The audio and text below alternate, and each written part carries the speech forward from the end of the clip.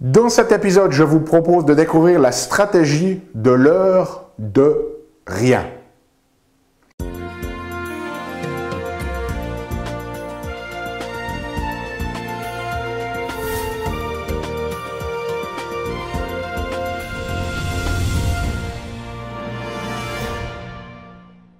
Parce que la vie est bien trop magique pour être petite et que nous avons tous besoin d'une prescription pour grandir en conscience et faire que nos rêves dévorent notre vie. Bonjour, je suis le docteur Yannick Pourly, bienvenue à un nouvel épisode d'une grande vie où chaque semaine je vous propose de découvrir des stratégies pratiques pour grandir en conscience, qu'elles soient d'ordre physique, émotionnel, psychologique ou spirituel, parce que c'est cette conscience qui est au cœur d'une vie pleinement vécue et de notre évolution en tant qu'être humain. Alors cette semaine, j'avais envie de vous parler de l'importance du rien et de vous proposer la stratégie de l'heure de rien. Et comme vous pouvez le voir, eh bien sur mon tableau blanc, aujourd'hui, je n'ai absolument rien. Alors, ce n'est pas que je ne vais rien vous parler, mais on va en fait parler de rien. Alors, ce qui est bizarre, hein, votre vidéo Dr Pourly cette semaine, qu'est-ce que vous entendez par là? Eh bien, cette stratégie, c'est une stratégie que j'applique régulièrement et c'est très certainement une des stratégies les plus profondes pour ma sérénité dans la vie de tous les jours et surtout pour pouvoir être créatif et trouver des solutions à tous ces challenges que l'on a dans la vie de tous les jours. Alors, la notion, elle est la suivante, c'est qu'on vit dans un monde de surabondance. Il y a une surabondance de tout. Il y a une surabondance d'alimentation, il y a surtout une surabondance d'informations.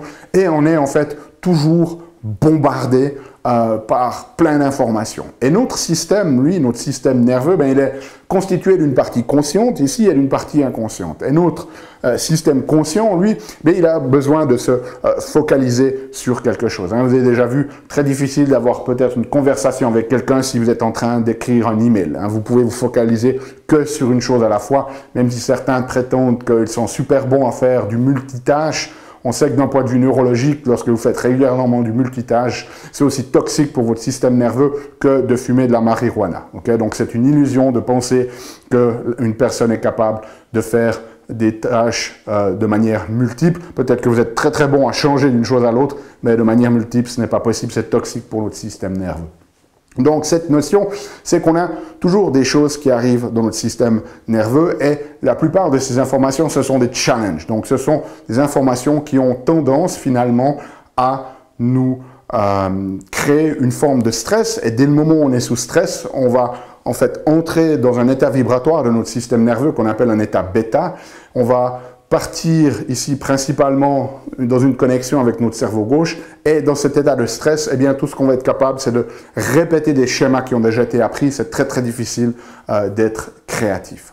Donc cette chose ici qu'on a, c'est qu'il faut vraiment de temps en temps un peu déconnecter le système parce que si vous voulez pouvoir être créatif, trouver des solutions créatives et aussi être présent avec vous-même dans la vie de tous les jours, eh bien il faut que vous ayez des moments de rien. Et ici, je ne parle pas de vous trouver des moments pour faire quelque chose, hein, c'est-à-dire de cette notion de, voilà, je vais faire activement de la relaxation ou de la méditation. Non, ce sont des moments où on fait absolument rien.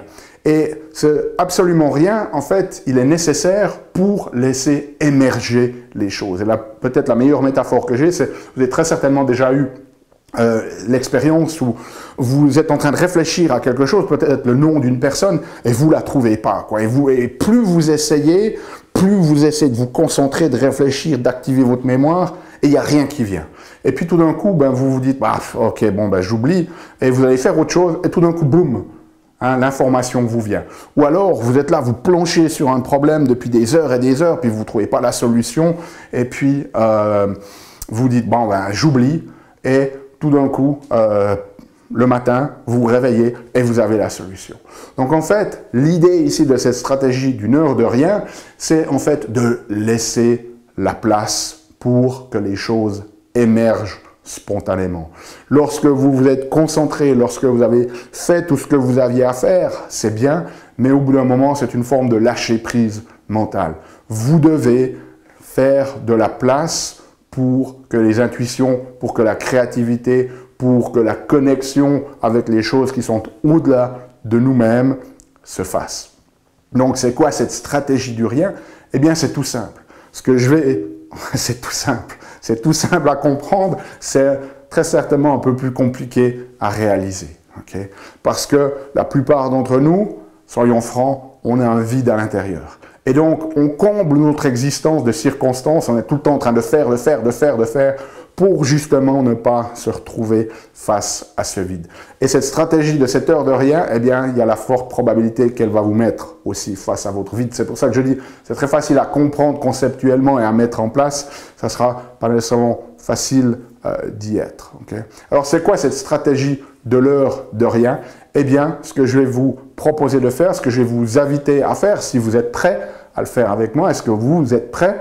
Eh bien, c'est pour le mois qui vient, sur les 4 prochaines semaines, je vais vous inviter à agender dans votre agenda un rendez-vous avec vous-même d'1 heure, 60 minutes, et tout ce que vous allez faire pendant cette heure-là, vous n'allez absolument rien prévoir. Vous avez l'autorisation à prendre avec vous une feuille blanche et un stylo pour noter. Et vous vous trouvez un endroit où vous êtes isolé, où il n'y aura pas de bruit, où personne ne viendra vous déranger. Et vous allez simplement vous asseoir, vous coucher, peu importe ce qui se passe, prenez cette heure de rien et engagez-vous à ne pas arrêter ça avant que les 60 minutes soient terminées. Donc vous pouvez vous mettre un timer si vous voulez. Et tout ce que vous allez faire, c'est simplement vous asseoir et observer ce qui se passe. Pas besoin de se focaliser sur votre respiration, pas besoin de partir dans de la méditation, juste laisser les choses se faire. Alors vous allez très certainement avoir plein de choses qui vont venir à l'esprit, laissez faire. Peut-être que vous aurez envie de les noter pour qu'elles sortent, peut-être que vous les observez simplement, peut-être que vous allez vous endormir un moment ou toute la durée de la séance, peu importe. Ce que je vous propose de faire, c'est de vraiment, sur le mois qui vient, bloquer ces 4 plages d'1 heure, une fois par semaine, et de juste prendre 1 heure de rien et de permettre aux choses d'émerger, peu importe ce qu'elles sont. Et si vous avez des choses créatives qui sortent, des idées, des solutions à des problèmes, vous pouvez bien évidemment les noter. Si vous avez plein de pensées que vous voulez coucher sur le papier, vous pouvez les noter aussi. Mais allez là-dedans avec aucune attente, avec aucun plan, avec aucune stratégie de réfléchir à un problème en particulier. Simplement, allez avec l'intention de passer 1 heure pour rien. Prêt à le faire? Faites-le. Laissez-moi savoir les résultats de cette expérience pour vous dans les commentaires. Si vous avez besoin de la transcription de cet épisode, elle est disponible sur notre site unegrandevie.com. Nous, on se retrouve la semaine prochaine pour un nouvel épisode. D'ici là, souvenez-vous, aimez la vie, émerveillez-vous et contribuez chaque jour un petit peu plus.